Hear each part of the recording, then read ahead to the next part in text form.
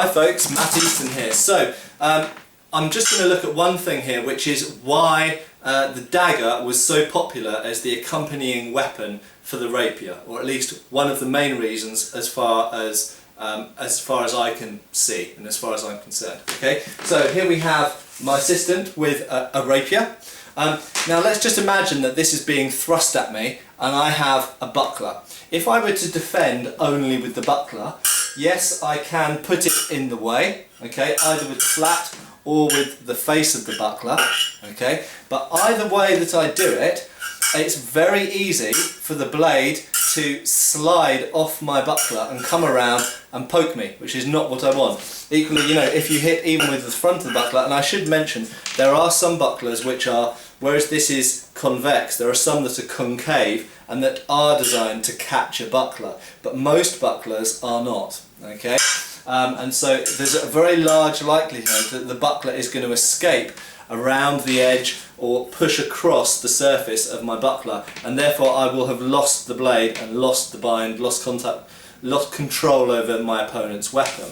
Okay. Now if we look at the dagger for a second, so here we have the left hand dagger. If the blade is out here and I'm defending with the dagger, it's much easier for me to catch this in the crook of this dagger and maintain some kind of control over it. If I can feel the dagger starting to go that way, I can still keep the cross and still keep the bind in this angle between the guard, the quillon, and the blade. And in actual fact, some of these mangoshas have curved quillons that actually enable you to capture the blade, almost like you're grabbing it with your hand and lock it in there.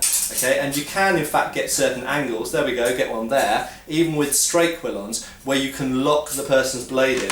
And you can do it to such a degree, I don't know if you'll be able to see this in the video, but you can do it to such a degree, there we go, I'm actually flexing the rapier's blade.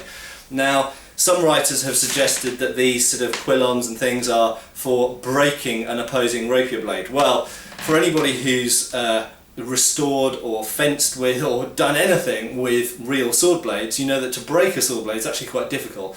They will, if we just get this piece of tempered steel, this is a particularly flexible one for sparring, for safety, but you'll see how flexible that is. Now, to break that using only your left hand and a dagger, very, very difficult, okay? So I don't really think breaking an opposing blade is something that happened very often, even with the big toothed sort of sword breakers as they're called. I think what it's mostly about is capturing and holding the opponent's weapon. So essentially it's a sword grab, it's a blade grab made easier with an implement, the implement being the dagger. Okay?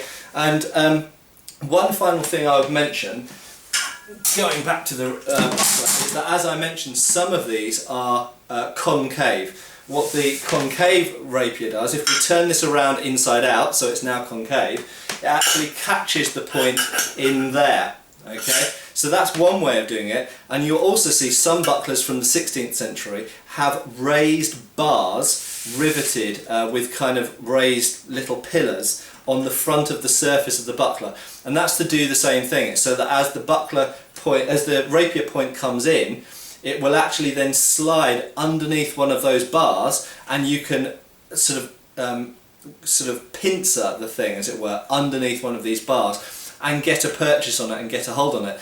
And a final thing I'd want to say actually about sword breaking is, say for example you've got one of these raised bars on your buckler and the point of the opponent's blade has gone underneath it. What you don't want to do is bend it so far that you snap their point off, because if you look at this blade, look at the thickness of it, if I snap the point off that, it's still narrow enough that it can easily be run into me. It's still basically going to be a sharp point, just not quite as sharp as before. So that doesn't get me anywhere. I break their point off and their weapon's free again. That's stupid. It makes no sense in fencing.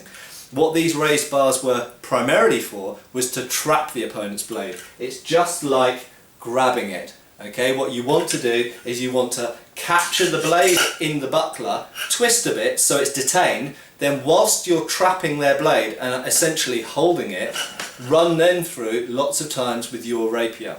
Okay, so there we go. A little explanation, I hope, of why daggers became very popular with rapiers, as opposed to bucklers, which had been more popular earlier with side swords and broadswords.